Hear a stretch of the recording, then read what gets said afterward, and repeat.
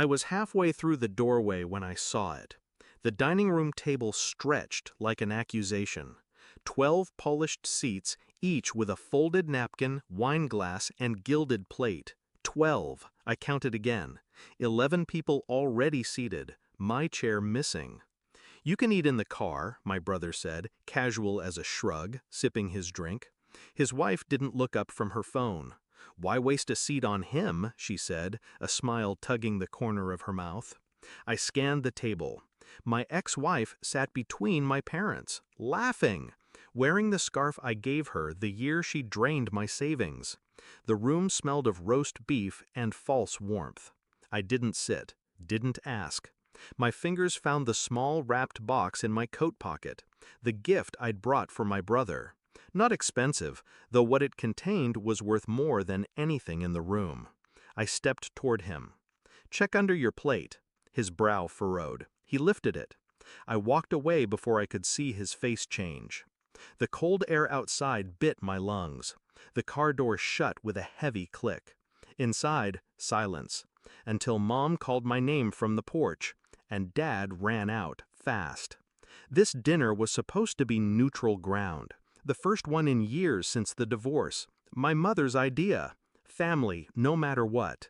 But they'd forgotten the unspoken rule: I don't forget. My brother had been circling my life long before the table stunt. The quiet texts to my wife while we were still married. The way they both avoided eye contact when I'd enter a room. It started with late work nights that didn't add up. Her phone turned face down. Laughter in the kitchen when I was still in the driveway. Back then, I didn't know how deep it went. Only that something was being built between them, brick by brick, behind my back. I told myself it was nothing. Told myself blood wouldn't betray blood. But denial is just a slower form of dying. When the divorce hit, she took more than half. My brother stayed silent. Neutral, he said. Until I found his name in her call history. 3 days after the papers were signed. The pattern was too perfect to be an accident. I didn't confront. Not yet. I learned to wait. To play the long game. First, I checked her social media. A photo at the lake. His jacket on her shoulders, a coffee cup in the background with his company's logo, then his bank's public charity report, a donation large on her birthday. Still, no proof they'd crossed the line before the divorce. That mattered to me, morally, if not legally. So I went deeper. A friend at the phone company owed me a favor. I got records, months' worth of late-night calls between their numbers. Times when she'd told me she was with her sister. Then the old group photo from our last Christmas before the split. The way she stood too close to him, his hand behind her chair. The gift I brought tonight wasn't wrapped out of sentiment. It was wrapped because the envelope inside wasn't for my eyes anymore, it was for his. A printed thread of messages. Her words, his replies. Dates, times, explicit. All before the divorce. Every move they'd made, cataloged. I let it sit in my desk for 6 months, waiting for a stage, waiting for the right audience. When he lifted his plate tonight, the envelope was the only thing beneath it. White, thin, heavy with consequence.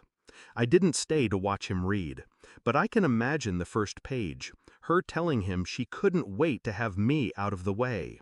The second, him promising it'd be their year once I was gone. The final pages, times, dates, photos, the kind that couldn't be explained away. My mother's voice cracked when she called me outside. "What did you do?" Dad didn't ask. He'd seen enough in my eyes to know.